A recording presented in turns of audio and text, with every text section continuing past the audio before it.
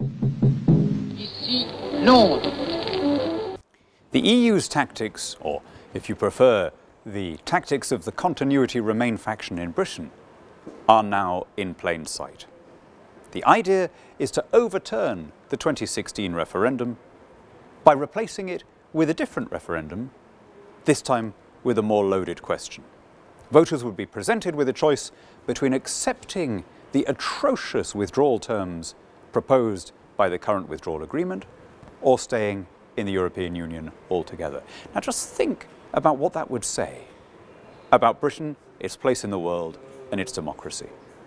Internationally, we would suffer a greater humiliation than at the Suez Crisis. Britain would have tried to recover its independence and been thwarted.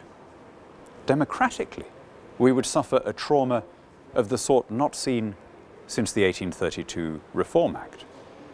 Incidentally, the Conservative Party, it seems almost a petty thing to mention, would be obliterated. And all for the sake of a referendum that would solve nothing. Because surely the correct response for any leaver faced with a new poll, especially one with a rigged question or a rigged franchise, would be to refuse to sanction it with our participation. After all, at the last election, we were repeatedly told, especially by the people leading the Remain campaign now, that this would be a final binding vote, that we'd never have another go. How on earth can the same people now come back and say, yes, but this time we really mean it, there's just going to be one more, and I know we said all this last time, but this time we really are going to treat it as a definitive vote. We should not play that game. How often are they going to want reruns if they lose a second time? Is it going to be best of 5, best of 7, going to be a regular test like the cricket? The only moral and correct position for those of us who voted leave would be to say, we're boycotting, it's not going to solve anything. We'd then be left with a kind of African or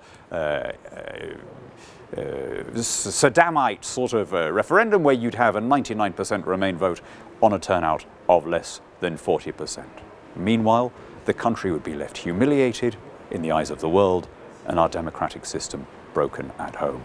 The idea that people dare to talk about our national interest and then propose this course of action is shameful. We're a better people than that.